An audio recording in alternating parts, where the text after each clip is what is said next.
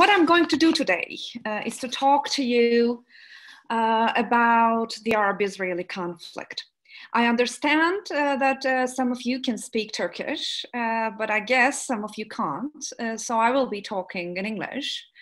And I think a couple of weeks ago, we've done a Turkish program and it was recorded. Maybe those of you who also want to listen to this or a similar topic in Turkish from me can look at ORSAM's archives. All right, so I am Özlem and I'm joining you today to talk about the Arab-Israeli conflict, its past and its future. And this is, as you can understand, a very challenging topic to talk in 1 hour. And its past and its future, you know. What I'll try to do is to give you and to try to discuss the major turning points in this issue. I will try to talk about the domestic, the regional, and the international dynamics of the time to understand the developments in the Arab-Israeli conflict. I will argue that while it was an Arab-Israeli conflict until 1967, it became more of a Palestinian issue after 1967. And recently, we're talking about a more diversified Palestinian issue with the emergence of Gaza as an important concern and center of discussion in this context. So looking at, the past, okay, the history of the Arab-Israeli conflict and where to start it. I don't want to spend too much of our time, talking about the 19th century or so. But I think without understanding the context there, it is difficult to understand the post-World War II and independence period for Israel and the Palestinian disastrous period, let me put it that way.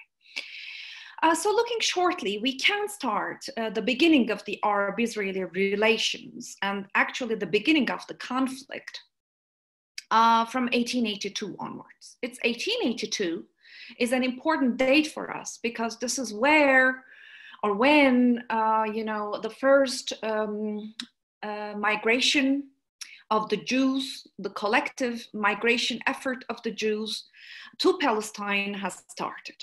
We're naming these migration waves as aliyahs. Aliyahs, aliyah, making an aliyah, is for a Jew to come and settle in Palestine. And people still today, those Jews around the world coming to Palestine, coming to Israel to settle are calling themselves as making the Aliyah. So the first Aliyah came and started in 1882, bringing mostly the Jews from Russia and from Eastern Europe into Palestine. So with this collective migration and 4 waves of Aliyahs have continued until World War II, which brought an important number of Jews into Palestine to settle and live there. So 1882 is where we can see the first, organized collective Jewish effort to come and settle in Palestine. Obviously, Palestine was not empty. Although the early Jewish leaders have tried to underline that Palestine was without a people, and it was a fertile ground for a people without land, which they called themselves, the Jews. Obviously, Palestine was not empty. So this was an image which was put very much to the forward by the Jewish leaders at the time, which neglected the link of the Arabs to Palestine.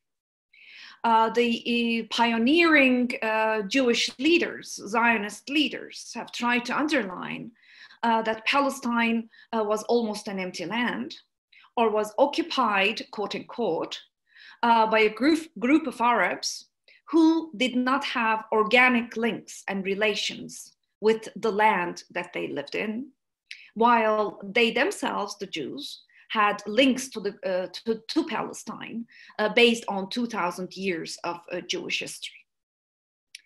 So how did they come to Palestine? They came in an organized manner. They bought land in Palestine. They built kibbutz in Palestine. Who did they buy the land from? Obviously from the large Arab landowners who did not mostly live in Palestine, but who lived in their estates in Damascus or Beirut, but who owned this land and who were initially very happy to find buyers who were paying a lot of money for their remote land in Palestine, which they did not work.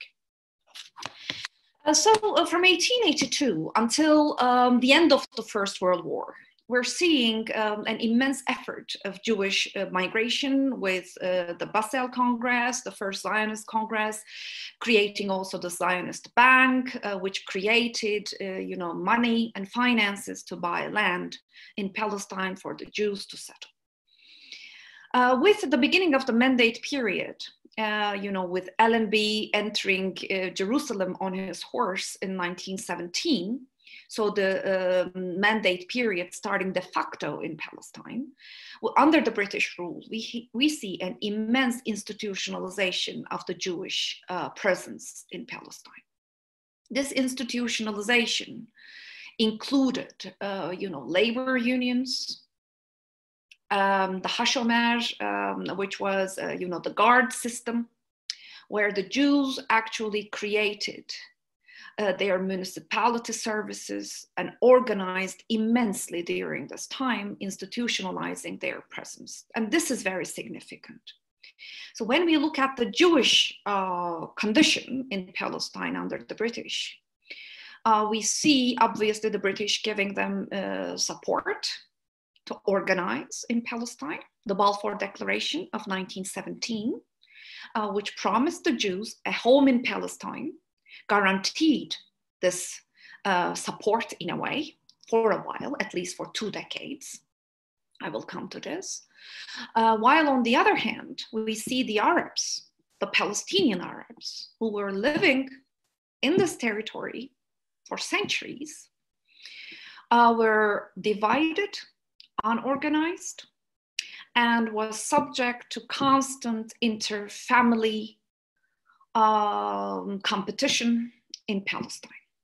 So while we were seeing a very organized Jewish presence, the Yishuv, the Jewish community in Palestine, organizing and institutionalizing itself, we were seeing, the Arab community divided, and there's inter-family rivalry between Halidis, Rashidis, Nashashibis, Nashashibis as a family, leading family in Palestine, having close relations with the British, while Halidis and Rashidis has tried to, refrain from this, but at the same time, having bitter relations among themselves and bitter rivalry among themselves has actually led to a division in the Arab community, which for a while, did not organize against this very institutionalized Jewish presence.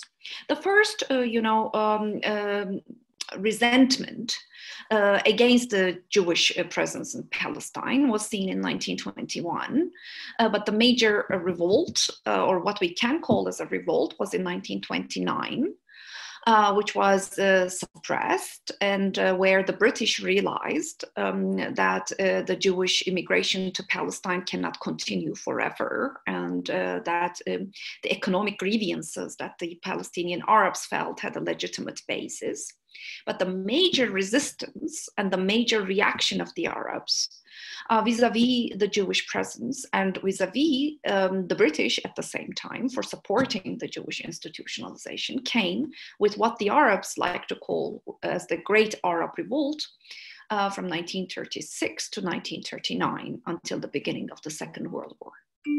And 1936 became the first year where we see the British actually playing with the idea of partitioning Palestine between Arabs and the Jews, seeing that it would be very difficult to sustain two communities in Palestine living side by side.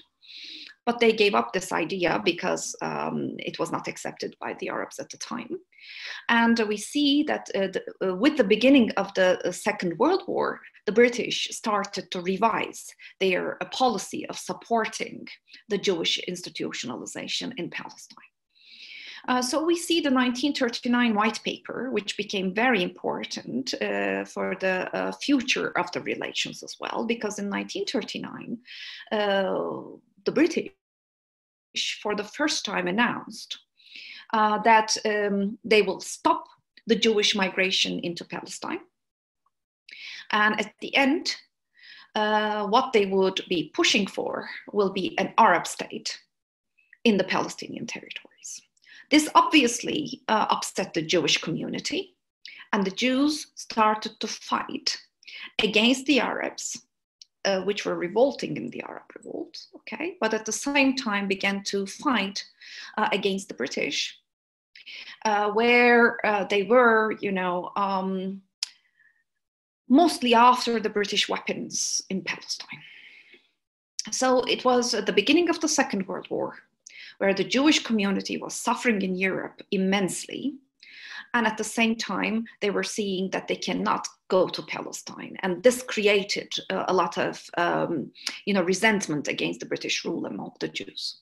So they have developed this idea that they would fight with the British against Germany and the Nazis, as if there was no 1939 white paper internationally in the other fields, in the battleground, but they would fight against the British in Palestine as if there was no Second World War.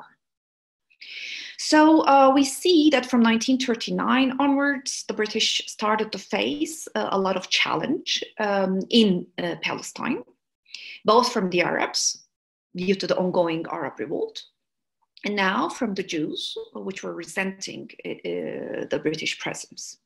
So what happened, I will not take very long, but what happened was that after the Second World War, the British has decided to actually wash its hands off the Palestinian dispute, and they have come up with the idea of partition. And the United Nations General Assembly, the United Nations partition plan has been brought onto the agenda. And the British has, discussed what we see as the partitioning of the Jewish lands during this period. I would like to share with you a screen, if I can. So in the, can you see this? Actually, can you see the map? Yes, no, maybe. Yes, no, maybe. Yes, you can see it. Okay, great. So during this period, okay, so Palestinian and Jewish land, 1946, okay, this was in the first map. What we see was that the Jewish settlements from 1882 onwards has been continuing in Palestine and are represented with a white part, okay?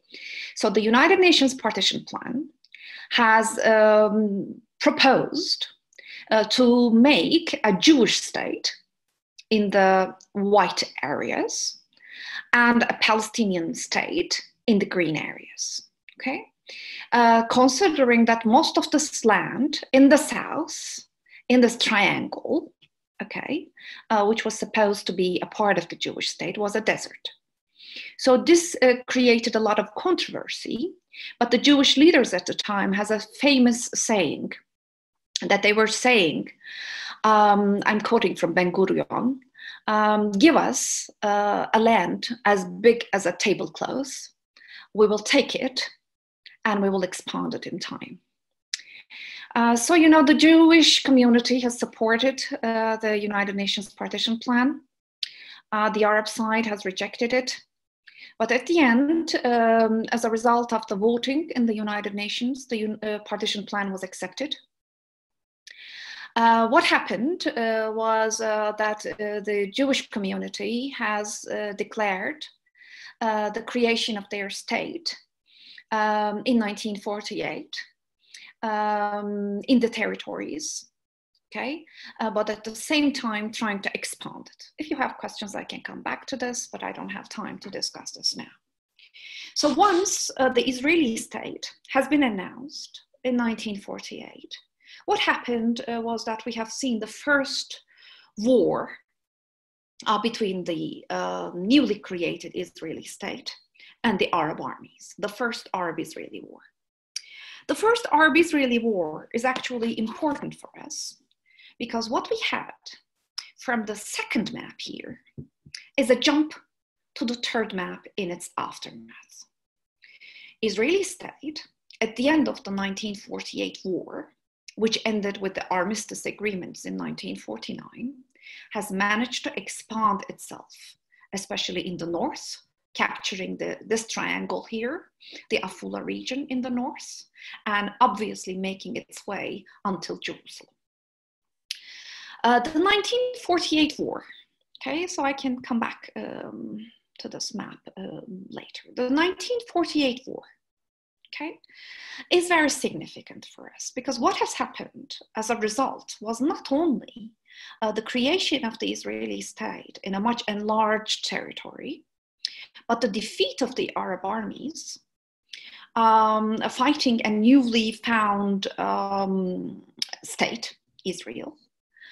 The United Arab armies coming together and being defeated as a result of this war has been a great humiliation, which is going to bring us to a series of coups in the Arab countries in the coming decade. So what happened as a result of this war has been the creation of the refugee problem, where the Palestinians from the land, the Arabs, had to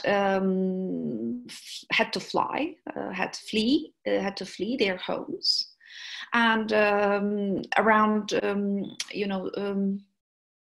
hundreds of thousands of Arab Palestinians, their number at the time was around 700,000, had to flee their homes during this time and reside, in Lebanon and Syria and Jordan, in Egypt, and to some extent to Iraq.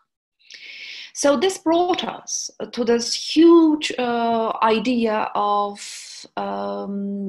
disaster, right? The Arab disaster, the Al-Nakba. The 1948 war for the Arabs is the disaster. It is the Nakba, it's the suffering of the Arabs. While for the Israelis, it is their war of independence. And it is their, creational, it is a war which created the Israeli state at the time and is held as the war of independence in this context. So from 1948 onwards, we have been discussing, three important issues in the Arab-Israeli relations. And these issues, revolve around the issues of refugees. It revolves around the issue of borders, Israeli borders, and obviously it revolves around this idea of Jerusalem. Jerusalem, as a result of this war, has become a divided city. And what has been more significant as a result of the 1948 war is that the green areas you see on this map has been occupied, all of the West Bank has been occupied by Jordan. So in the green area, from 1949 onwards, we do not see an independent Palestinian state, but we see Jordan. And the Jordanian king had, in a way, announced the Jordanian annexation of West Bank at the time, and Gaza has been occupied as a result of this war by Egypt.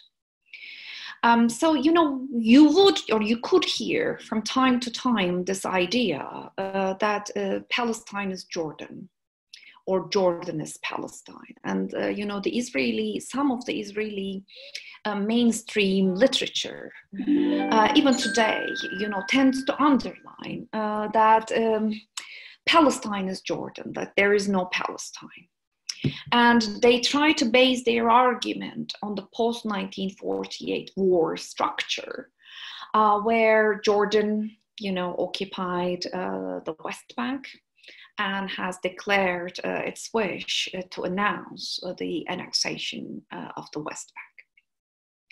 Jordan, as you know, it came into West Bank, has given immediately citizenship to the refugees, 1948 refugees, which it was controlling the land during this time. All other refugees in Lebanon, in Syria, in Egypt, and Iraq remained without any citizenship. The Arab states, since 1948, actually use, in a way, and I will be brave to say this, use the refugee issue and do not deliver any citizenship to the Palestinians, Palestinian refugees in their territories, and keeping them only with their birth certificates and no other documents, and keeping this issue and keeping the Palestinian issue alive, underlining that one day there will be a Palestinian state and these Palestinians will go to this Palestinian state. And the lack of a creation of a Palestinian state actually did not solve the issue of refugees at this time. So what we see from this period onwards, okay, let me stop sharing for a while. Period from 1948 onwards has been very important in terms of underlining that we are, on the one hand, seeing a newly created Israeli state, okay, who has defeated the Arab armies, but who have at the same time developed a defense strategy based on this 1948 war. You know, the founders of the pioneers of the Israeli state underline that they have been built as a peace-loving state, quote unquote, in the Middle East, and they had no desire whatsoever from the beginning, okay, to wage any kind of a military struggle against the Arabs. And they argue, I'm quoting, although they have been found as a peace-loving state, okay, they have been attacked by collective armies, Arab armies, the day they were formed. So they have this idea that even if they would want peace, they will constantly be faced with hostile Arab states. So for many decades, some still actually argue this, that Israel did not develop a foreign policy, but Israel developed a defense policy, okay? Many people argued that the 1948 war left such a legacy on Israel, okay, that it was surrounded by hostile Arab states and it constantly needs to defend itself, has turned into an idea that Israel has overemphasized its defense, let's say, reflexes, okay, and has built a survival strategy based on defending itself against what it calls against hostile Arab states, which constantly want to attack the Israeli state. So the legacy of the 1948 war for the Arab armies have brought, pretty bitter legacies, which helped bring power the Arab nationalists. And we see, Nasser coming to power in 52. We have seen a series of coups in Syria, which has, changed the face of the Syrian regime very often. We have seen, bloody coup in 1958 in Iraq, where we see radical Arab republics emerging in the region during this period. And the 1956 Suez War has emphasized, the importance of Nasserism, Arab nationalism, and obviously it has led to the end of the British-French rule in the region, where the Arab territories have become subject to the international or systemic Cold War at the time, where they were also divided among themselves at the time, which we call or characterize as an Arab Cold War. And it was during this Arab Cold War that we see the radical Arab republics, okay, like Tunisia, Egypt, Syria, Iraq, which has also, Egypt, Syria, and Iraq, also Jordan, fought a war with Israel directly. I want to emphasize and underline this point because this is relevant for our discussion today, who fought and how they can make war. This is an issue which is discussed in the latest deal with Israel in the peace territories. Okay, so I will go a little bit faster in the coming, for the coming decades. What we see as a game changer has been the 1967 war. 1967 war is very significant for us. From 1948 to 1967, we have seen what many call as a dormant war between Israel and the Arab states. Okay, there has been the Suez crisis where Israel, invaded the whole of Sinai, but had to go back. We see, apart from that, we see a war which was asleep. And although the two sides kept on threatening the other side, we have seen no war. But the 1967 war has been a game changer in this as a whole. Because in 1967, what has happened has been that Israel has attacked Arab armies in a preventive war strategy and has managed to kill, let me put it this way, or destroy Egyptian Air Force and later Syrian army within 6 days. So before the war started, the war was done in a preventive strike manner by Israel and was finished in 6 days. It has been the most humiliating, we can say, experience of the Arab states and Arab armies until this time. The 1967 war is interesting. I will again not go into details, but I will only talk about its consequences. And maybe just say that Israel, Nasser has this very famous speech that it did in 30 May 1967 in the Egyptian parliament. He was saying that they were ready for war, they were going into Israel, and Israel should fear them. Okay, the next day Israel attacks and they're caught off guard. So anyway, Israel has this strategy which it developed from this time. Okay, its defense strategy has rested in preventing having to fight in two fronts. Its defense strategy aims at preventing to be sandwiched from the north and from the south, between the Arab states. So what it did in the 1967 war was first to destroy Israeli Air Force before the planes can take off, and then turn to the north and capture Golan from Syria, which destroyed the Syrian defense capacity anyway. So it was during this time, during the 1967 war, that Israel has reached immense defendable borders for itself, which they call as a strategic debt. So let me go back to my map, if you can see it. What we see is that the 1967, Israel captured the Golan Heights from Syria in the north. Israel occupied, Golan, all of West Bank, Gaza, all of Sinai from Egypt, and has increased its territories, in an immense manner, actually, during this time.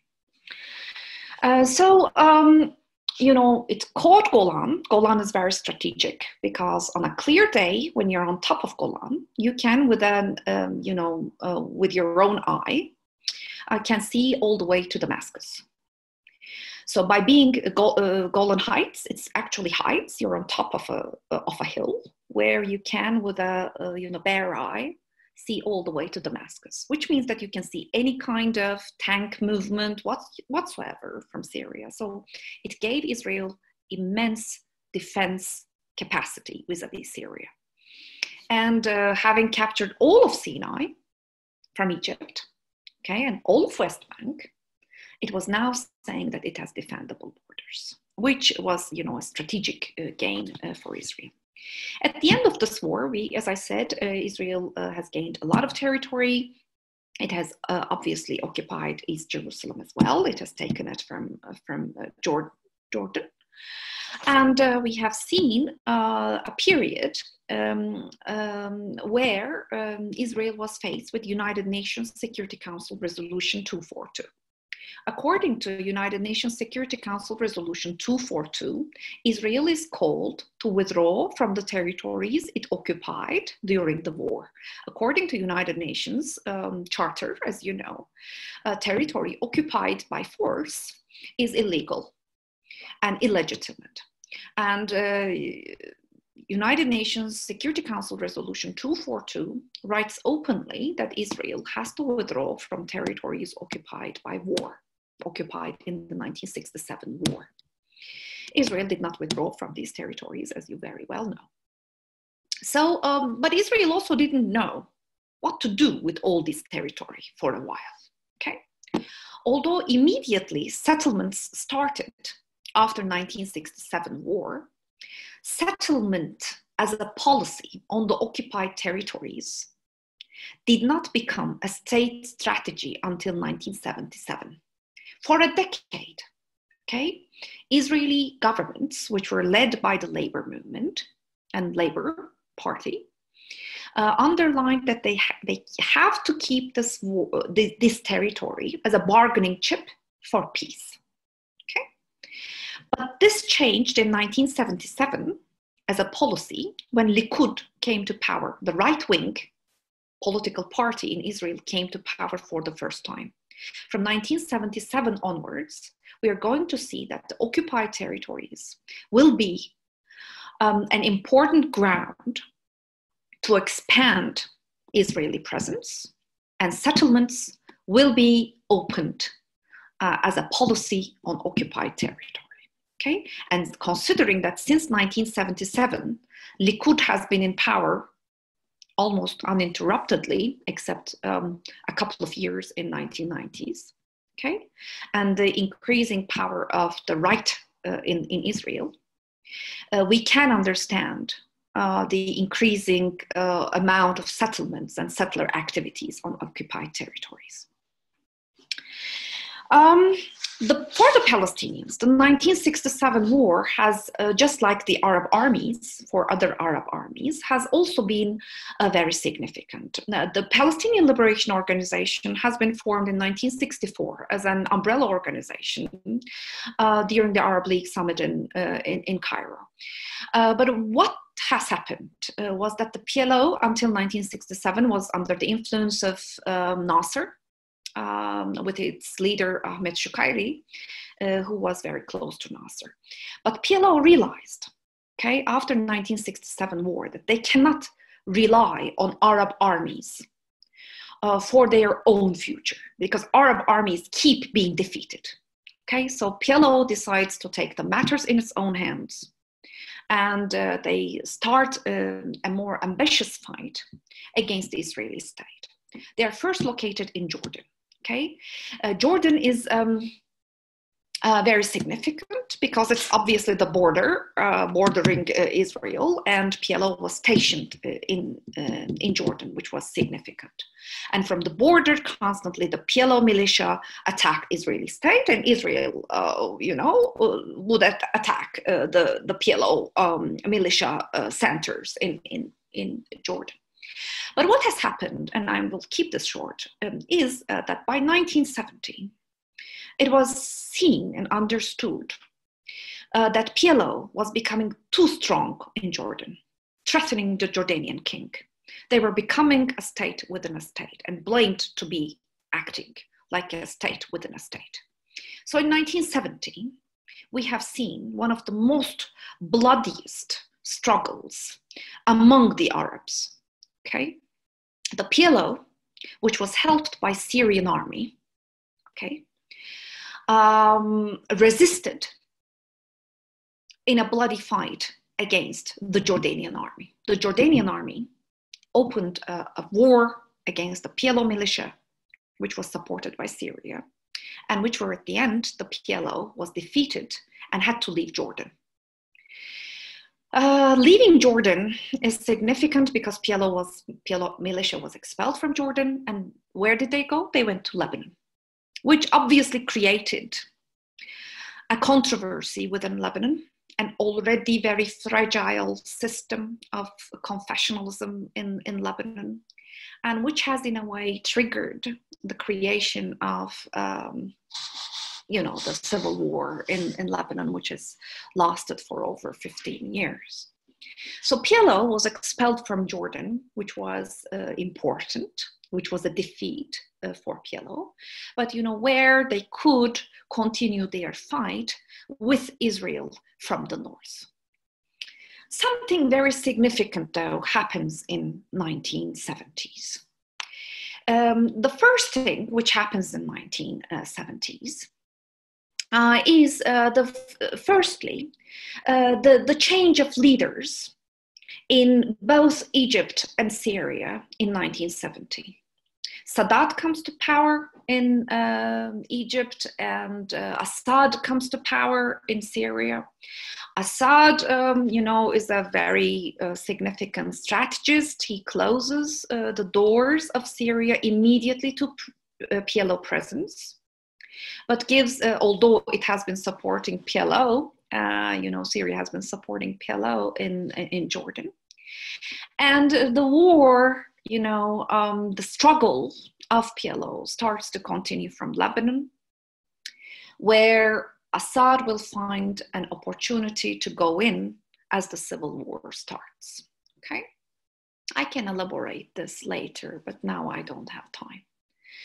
And the second development during this time, which has been significant, has been the deal or the agreement that Sadat and Assad has managed to keep in waging the 1973 war. Again, for the first time, 1973, Egyptian and Syrian armies managed to coordinate their attacks before the war.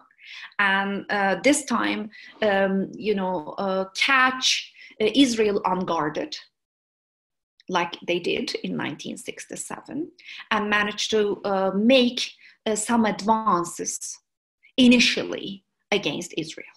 1973 war is important because it showed us that Egypt and Syria can coordinate their war efforts and can attack Israel and can make it bleed for a while. But at the end of 1973 war, what has happened was that nothing has changed on the ground.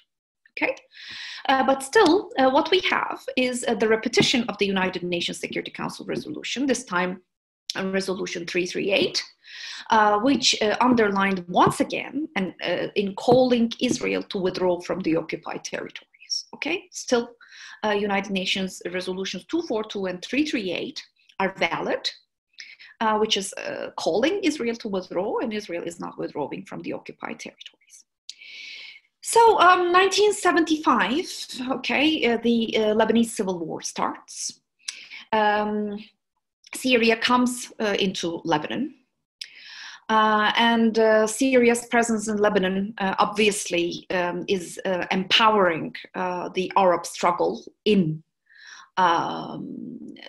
Palestine, in the Palestinian issue, and in supporting the PLO to some extent. Okay, Hafiz Assad and PLO relations are a little bit tricky, but I will not go into there. Something very significant happens, though, as the civil war in Lebanon is continuing. And this change comes in 1977, okay? As I told, in 1977, Likud comes to power, and Israel opens the occupied territories for Jewish settlements.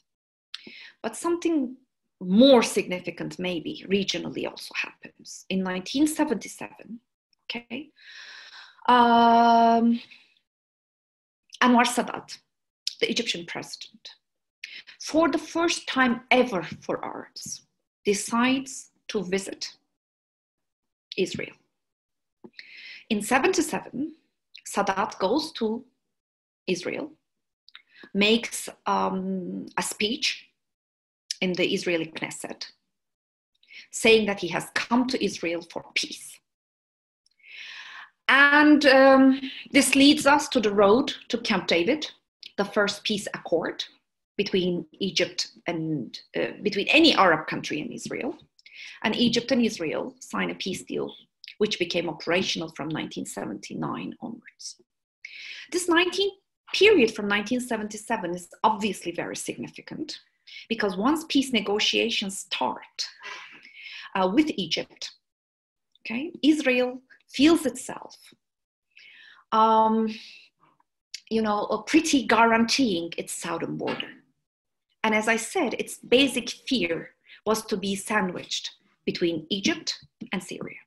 So now Egypt was slowly withdrawing from the scene, okay, and giving Israel an immense opportunity to deal with the PLO presence in the north. So in 1978, it makes its first operation against Lebanon, goes until River Litani, comes back. PLO is still there.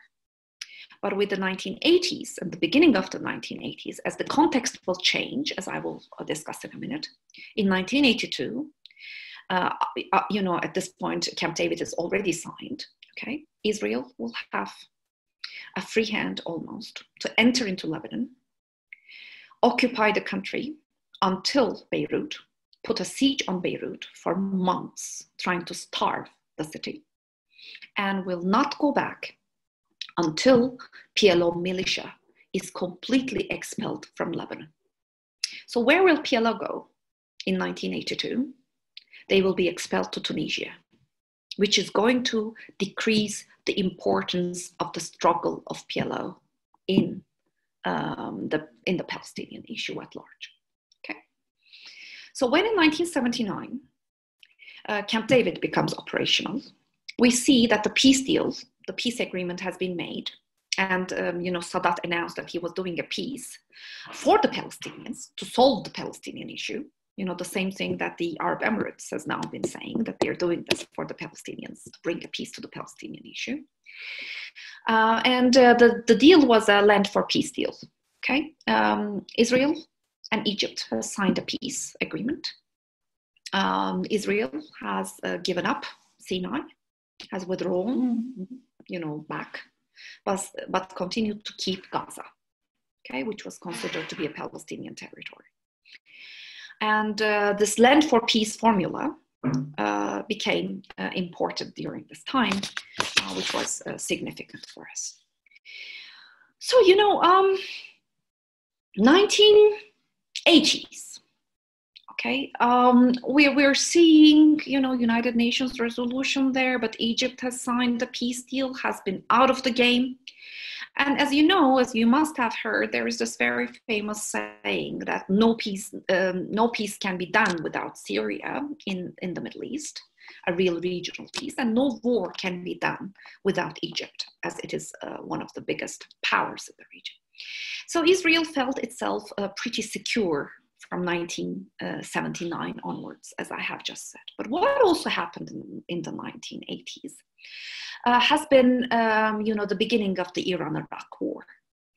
The Iranian Revolution of 1979 and the coming of the Iran-Iraq War in 1980, which lasted for 8 years, has attracted the attention of the region to the north of the region, from the Palestinian issue to the north of the region, which actually pleased Israel to a great extent, because Israelis gave the message that they were not the only source of problem in the region at large, okay, and the only source of wars in the region.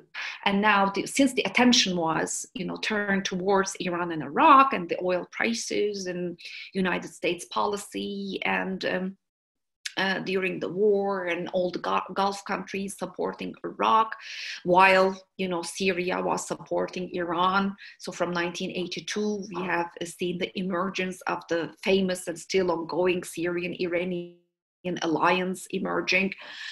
So we have seen the region in turmoil around what was going on between the war, in Iran-Iraq war, for 8 years. And Israel felt a free hand to make its operation against Lebanon by creating a security zone in south of Lebanon, occupying Lebanon until 2000, and feeling more relaxed also in embarking settlement policies in the occupied territories during the 1980s. So the end of the Cold War in 1990s changed this picture a little bit in the sense that, as the world was seeing the end of this global conflict, a systemic change, United States leadership emerging, a shift from bipolarity to unipolarity, and United States emerging as a superpower and such. We have seen a peace talk and a peace dividend emerging in the region. We have seen the first, beginning of this peace deal with the Madrid Peace Conference in 1991. Madrid is very significant for us. The Cold War has ended, and the world is looking at conflicts to be solved one by one at this time, right? And we see Madrid important in bringing, for the first time, face-to-face relations between Israelis and the Arabs. It was significant because Syria was on the negotiating table. The Jordanian Palestinian Joint Committee was on the Joint Council was on the negotiating table. Constantly, Arab countries, which were still at war with Israel at this time, came to face-to-face negotiations, direct negotiations with Israel for the first time. Not bringing much, but still opening the door for negotiation, which made many to argue that 1990s were years of peace and would be years of peace. Of course, the Oslo Accords came later, where the PLO, and Israel has recognized each other. And we have seen the peace negotiations starting between the PLO and the Israelis during this time. This is very significant, but brings us to some important questions.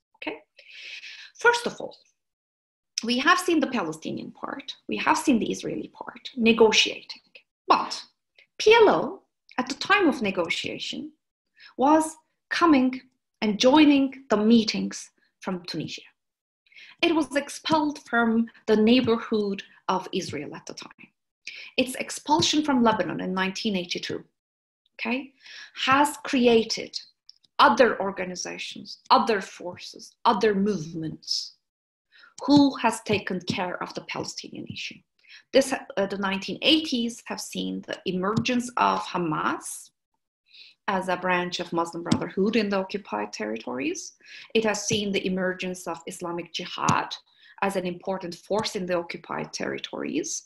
And we have seen the marginalization of PLO in the Palestinian issue during 1980s. PLO is going to make an important change in its charter in 1988. Arafat was signaling to the world, to the United States and to Israel, that they were making a change in their charter and their readiness to recognize Israel in the 1948 borders. But 1988, Arafat makes this change, wants to be relevant for the Palestinian cause again, opens, the doors, or at least, keeping the door ajar for meetings with the Israelis. But Palestinian issue at this point, is not fully controlled and dominated by the PLO. There are now other forces. So when the Oslo talks start, when peace negotiations start between PLO and Israel, PLO, we are going to see that PLO was just one of the forces which were within the Palestinian context, working for a Palestinian future.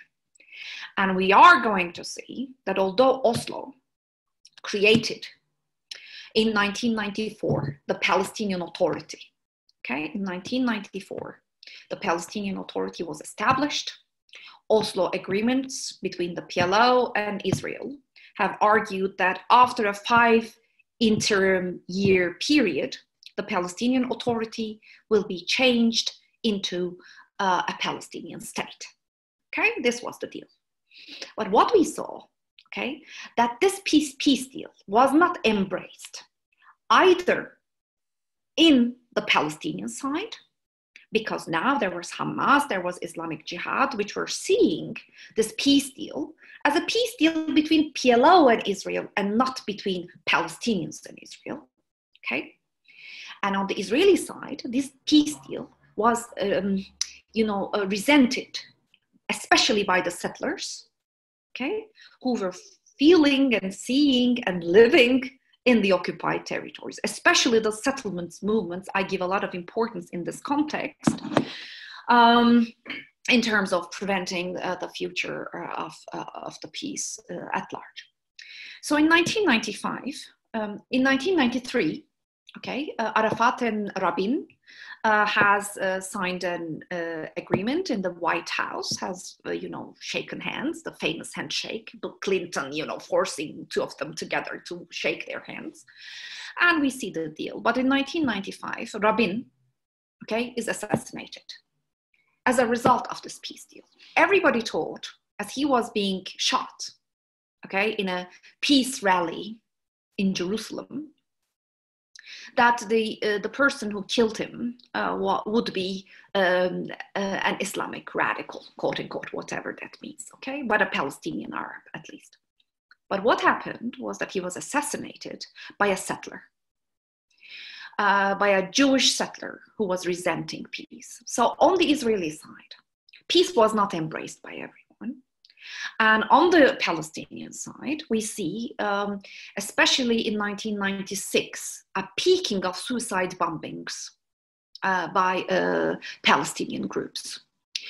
We have seen, especially in 1996, the bus going between Jerusalem and Tel Aviv has witnessed consecutive suicide bombings, which has, troubled the whole relationship, and which made many to question whether Arafat was actually representing the Palestinians at large.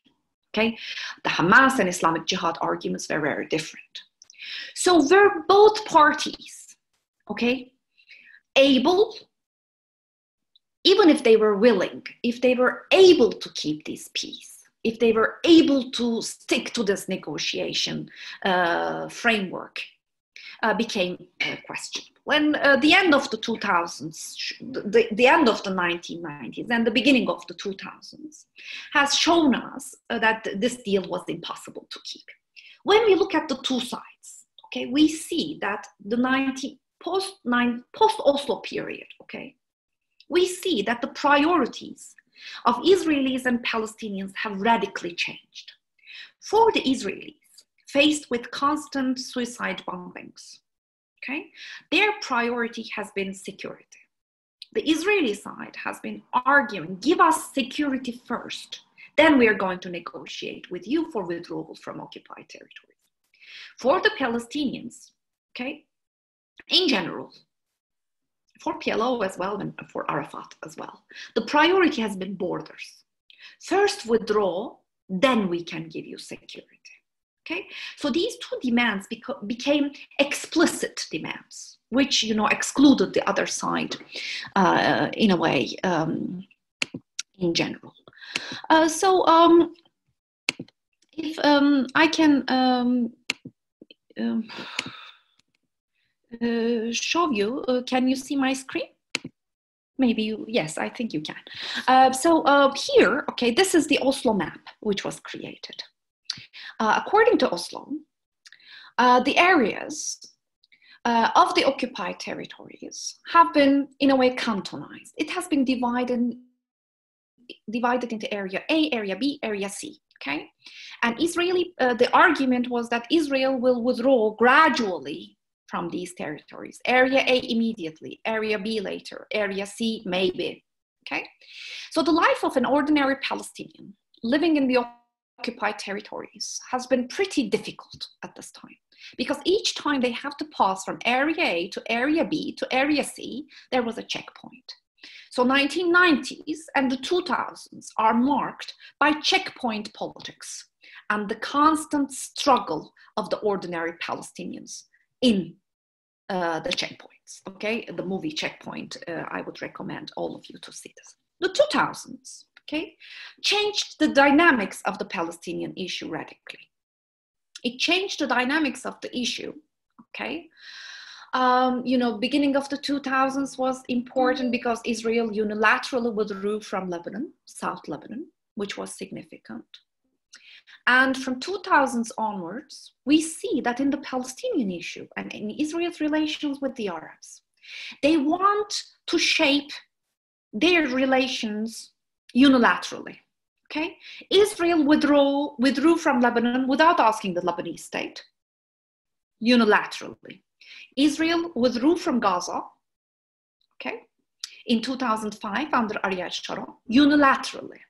So this unilateralism became an important mechanism for Israel to lead its policy in the 2000s, which was significant. The 2000s regional politics has brought us to completely new arenas in the Palestinian issue. In the 2000s, okay, 2000s and 2010s, Palestinian issue started to sink lower and lower on the Arab agenda. Why? Obviously, there was the Iraq War, regime change strategy, sanctions, okay? But also, most importantly, Iraq War. Iraq War changed the dynamics of the region forever, for good or for worse, but it changed it, okay? The Iraq War has made Israel's nightmare come true. What was Israel's nightmare? It was strengthening of Iran. Iraq, as the gatekeeper of the Arab world, has collapsed with the war, okay? And Iranian influence has increased tremendously in the region. And this was Israel's nightmare. With its nightmare coming into existence, okay, Israel started to pursue different relations in the region, especially finding itself in the same camp with the Gulf countries, who were equally threatened by increasing Iranian influence. Okay, from 2003 onwards, okay, we see, and as the consequences of the Iraq War became more obvious at the time, we see the Gulf countries feeling threatened with the Iranian regime's power, with the so-called Shia Crescent taking over the Middle Eastern politics. And Israel finding itself in the same camp with the Gulf countries, which was very significant. So, the Iraq War changed things in a radical way. How did Israel try to fight with this? Was firstly with the 2006 war, by attacking Lebanon and Hezbollah in 2006. It aimed to curb the power of Hezbollah and Iran in the region, in Lebanon, okay? Because, Lebanese Hezbollah created an important part of the Shia Crescent. But what happened was that it was faced with an important resistance from Hezbollah.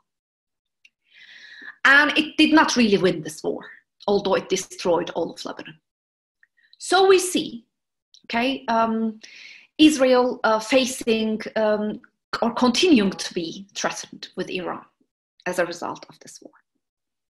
And we see that while it was trying to deal with the Iranian issue, building closer relations with the Gulf countries, beginning especially from 2005 onwards, okay, also playing its role in the 2006 Lebanese war, we have seen that in the Palestinian issue, the developments in the Palestinian issue was forcing it to take different measures as well. I will finish in 2 minutes, okay? I started 1 minute late. I will take 1 more minute and finish in 2 minutes.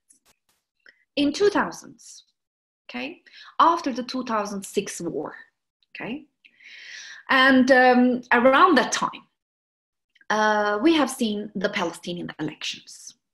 The 2006 Palestinian elections are very significant in changing the Palestinian context. In 2006, Hamas won the elections.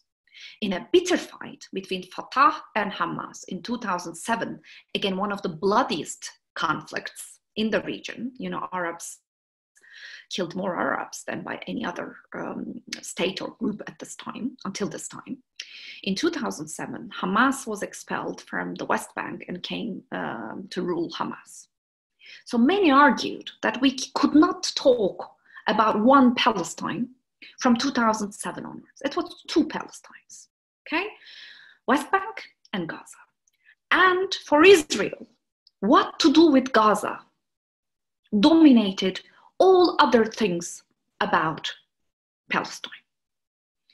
So starting with 2008, 2009, it has adopted a new strategy. This new strategy is called, quote unquote, I'm quoting from them, this I don't like, but this is what they call it as cutting the grass. With Operation Cast Lead and the period afterwards, Israel unilaterally, okay, enters into Gaza by bombings, okay, aims with targeted assassinations, killing the top echelons of Hamas ruling class, okay, and fighters, and stop the bombing.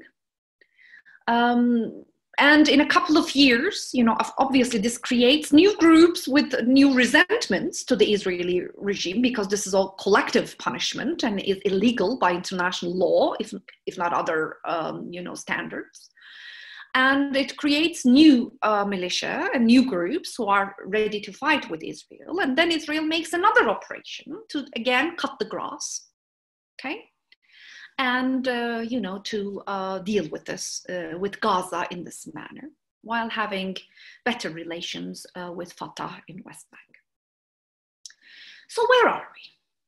Okay, in 1990s, we have seen another peace deal between Israel and another Arab country, and this was Jordan.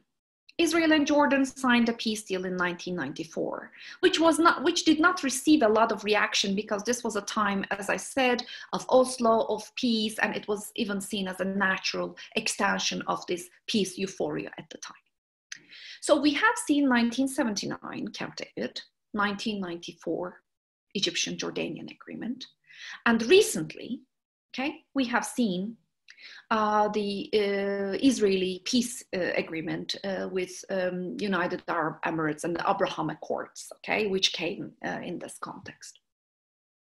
Relations with the Gulf, and we can expect others, okay, other peace deals with the Gulf, because since the beginning of the Arab Spring, but I want to underline that the major crux of change has come with the end of the Iraq War in 2003. Israel is finding a lot of common ground with the Gulf countries, and negotiations with the Gulf countries has been happening behind closed doors. Based on what? The threat they feel from Iran, and after the Arab Spring, the threat that they have been feeling from Muslim Brotherhood, which for Israel, it is Hamas. So Gulf countries have been finding a lot of commonalities with Israel, and Israel vice versa. Of course, they would take any peace deal that would come, because they're still in a state of war with most of the Arab countries. And they have found commonalities in confronting Iran and in confronting Muslim Brotherhood. So it's no surprise, okay, that this deal has come. And for Trump's peace plan, you know, the deal of the century, the Palestinian issue was going to be solved with more economic aid. You know, Trump likes to see this conflict as an economic conflict, while it's a conflict of rights and it's a conflict of existence. But more and more, Israel is normalizing in the region, and Palestinian issue is ranking lower and lower on the Arab agenda. Looking at the future, okay, I have a very bleak future for the Palestinians, in the sense that more and more, as Israel is being legitimized and is, its existence is accepted with peace deals in the region, the rights of the Palestinians and the importance of Palestinians are decreasing on the international agenda. Who can keep and pressurize Israel to do something about withdrawing from occupied territories when, United States is unwilling? Russia is pursuing very good relations with Israel. Palestinian allies who need to pressurize Israel and great powers for more rights for Palestinians is disappearing one by one from the agenda. So my guess is that the Palestinians, Fatah is going to bring the issue more actively to United Nations, yes. Will be pushing for more international rights, yes. But we are drifting more radically from a real withdrawal from occupied territories and from a two-state solution radically, which is the only solution to bring peace. Without two states, it's not possible to have peace.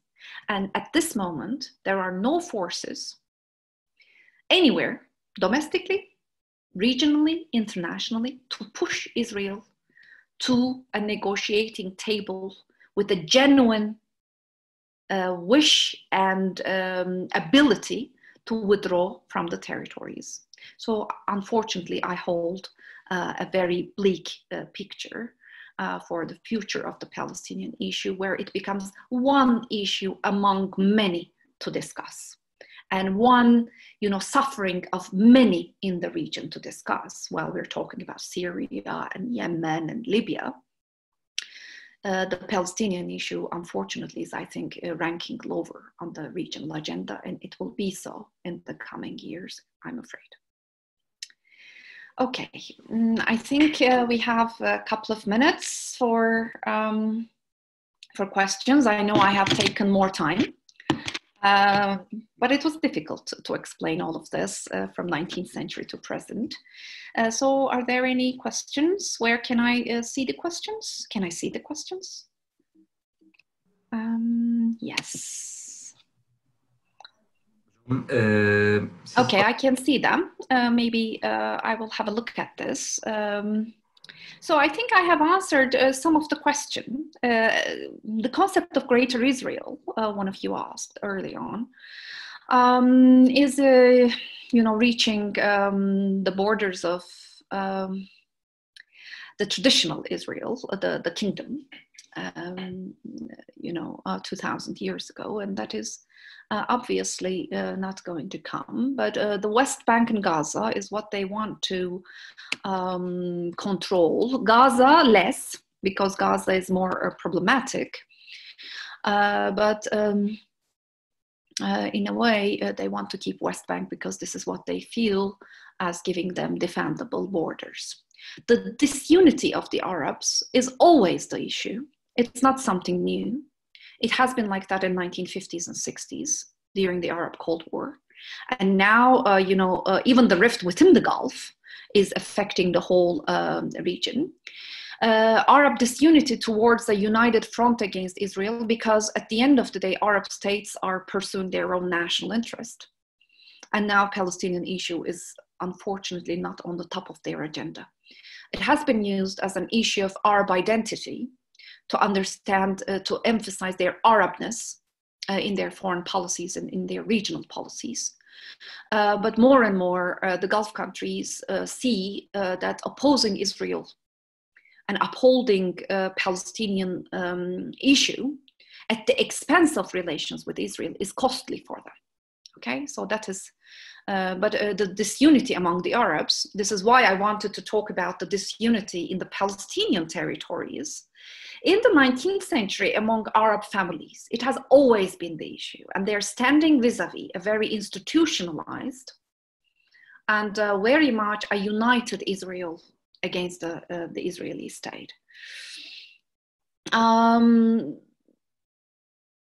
Diplomatic occupation. Well, I think we should look at, okay, what the Gulf Arab countries, what do the Arab countries want, okay? And more, they're seeing that Israel is less of an enemy. Iran is the greater enemy.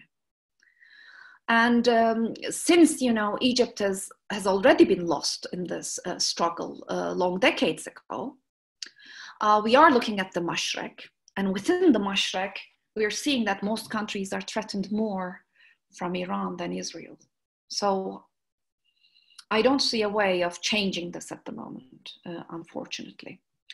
Who is going to stop Israel from expanding its borders illegally when United Nations has failed to do it?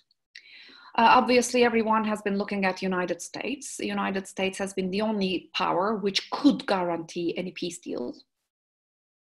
But for Israel, why would they come to the negotiating table now? There is no reason. Even if Netanyahu wants to be in the negotiating table, just to be on the negotiating table, he's unable to give any concessions in the occupied territories because now the settlers have their own agenda and they're too strong and have a significant voting power. So I see that there is not only unwillingness in the Israeli side if they want to come to the negotiating table, they are also unable. So their Netanyahu government is both unable and is unwilling, which makes the peace, impossible at this moment. 9/11, of course, it has made a lot of impact, but I give more importance to the Iraq War, as I try to clarify. Governments against this agreement, people have called, one of you asked, being part of a Muslim community, what measures your government will take against this agreement? My government, you mean, I don't represent a government, but if we're talking about the Turkish state, if you are talking about this, obviously Turkey and Israel has never been in a state of war. Turkey has withdrew its ambassador before. This can, the diplomatic negotiations can be. But Turkey and Israel has diplomatic relations anyway. So Turkey has condemned the deal. But Turkey has not been in a state of war with Israel ever. So who are these deals? Yes, as I said, the basic parameter for this deal is Iran. It is about preventing the hegemony of Iran in the Gulf.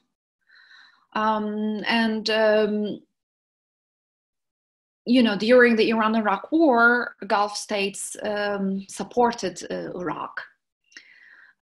United States also was saying that they were supporting Iraq, but at the same time, they were selling weapons to Iran. In this CIA Contra affair, it was revealed that they were also selling weapons to Iran because they were wanting, they didn't want any hegemon in the Gulf, neither Iran nor Iraq. And for the Gulf countries, now Iraq is eliminated from the scene as a hegemon because of the turmoil still continuing. Who can it be? It can be Iran. So stopping it would be, it is the whole deal, but also Muslim Brotherhood. We must not forget the controversy of the Gulf countries against the Muslim Brotherhood. And Israel and its anti-Muslim Brotherhood, anti-Hamas policy, and the Gulf countries and their anti-Muslim Brotherhood policy also converge. And this convergence is, I think, also very, very significant. And obviously Trump giving the green light to them to play this enhanced role has been definitely important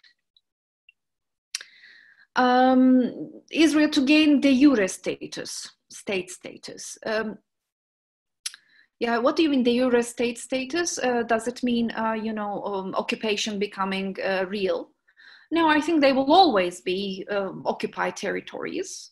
In the United Nations literature as well, they're occupied territories. They will always be occupied territory. Does Israel need a de jure presence? I don't think they need it. They actually have it. It is settlements by settlements and settlements. When you're traveling through West Bank, it is one settlement after another with highways connecting them. And there is no way these can be stopped. Threatening Israel with sanctions from United States didn't work before. Who will be, of course, elected in United States elections matters, but still taking radical measures against Israel, considering US policy and considering Israeli domestic politics for withdrawal seem almost impossible, in my opinion. The deal of the century will affect the region, but what I'm interested more is whether it will be acceptable to the Palestinians, and whether they will take the deal. Of course they will not take the deal. It is for creating jobs and employment and buying the future of the Palestinians without a state. I think they will continue to create new resentments, new movements, and new hatred in a generation, in the continuing generations, which is going to harm the peace in the region. I think that is my main concern in this issue. Two-state solution, there does not seem to be a future two-state solution now. Now everybody is starting to talk about a one-state solution, and that's very, very worrying.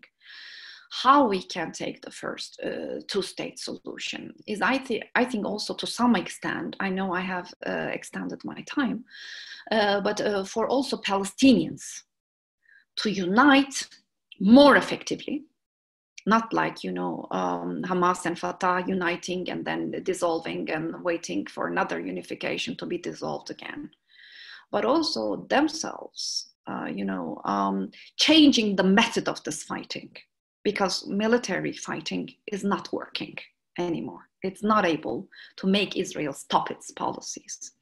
So new diplomatic measures, I think, can be done, but as I said, I don't see them unfortunately happening in the near future. What is so strategic about Gaza? Nobody wants Gaza, I'm afraid. I have to say this. I know one of you is from Gaza, but I'm afraid Gaza is a heartbreak. Israel doesn't want Gaza. They don't want so many Palestinians in. Egypt doesn't want Gaza. Nobody wants Gaza. And the deal of the century is mostly about Gaza, creating a future for the Gazans to normalize their lives. Nothing is strategic, in my opinion, about Gaza. Israel doesn't want Gaza, but it is there, okay? About West Bank, what is so strategic is that without West Bank, Israelis say that they can fly with a jet from one side of, from the Mediterranean to the Israeli border in 3 minutes. West Bank gives them, in their terminology, defendable borders and strategic depth. So when Arab armies are approaching, it's a buffer, okay? So this is what they think is strategic. But for Gaza, I'm afraid nobody wants Gaza, and Fatah doesn't want it, Palestinians don't want it, Egypt doesn't want it, Israel doesn't want it. It is just there, okay? And I think we must come to terms with this idea of what to do with Gaza, okay? And a solution for Gaza is good, but a solution can be with the creation of the Palestinian state, in my opinion. Without the Palestinian state, it's impossible to solve this. Why Gulf countries fear Iran? Because they're afraid of the sectarianism. They're afraid that their Shia populations are going to rise. For Saudi Arabia, the Shia population is located, especially in the oil-rich region of Hasaka, and they don't want to lose it. Okay, so they're afraid that Iran is going to create a series of revolts in their own countries and create new independence demands by some groups and some regions in the Gulf countries. Okay, and sectarian dimension adds to that a lot. this unity of the Arabs. Yes, oh, I have seen this. I'm sorry. Obama was really pro-Palestinian. No, I don't think so. I think Obama was pro-United States. Radical Trump and Jared Kushner.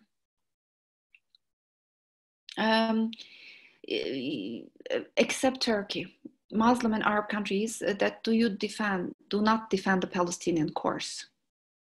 Yes, Arab countries, as I said, are thinking about their own interests. Palestinian issue is not very much on their agenda. I'm afraid I can't answer all your questions. Okay. If you want, you can write me. Maybe we can ask ORSAM to make another meeting to bring us together only for a Q&A session, if you want. But I think I try to answer as much as possible. Okay. So I think I will leave you with these answers. I'm afraid I can say that I'm waiting for new agreements, although Saudi Arabia said it's not going to sign a peace agreement with Israel anytime soon. I don't see why not, actually. The door is open. The next one I think to come will be Oman, and I think no GCC kingdoms are showing any opposition to the deal of the century, because they are part of the deal of the century. The deal of the century and Trump's and Kushner's approach is based on finding money from the Gulf countries to create opportunities for the Palestinians, especially for the Gazans. So maybe we should think where GCC countries are and if they are not a part of this deal of the century. I think this is a question that we must ask to ourselves. Okay, so thank you, everyone. I hope that was useful to some extent. It was very challenging for me to, try to, tell everything on my mind, and I couldn't tell most of the things on my mind. But I hope it was useful for you, and I hope I will meet you some other time. I will write my email for you, those of you who would like to get in touch. Okay, my email is, I'm at Middle East Technical University's Department of International Relations. We don't go to office. Our offices are now off. We're all working from home. But if you want to contact me, please send me an email, and I will arrange a meeting with you, and we can do that. Okay, see you.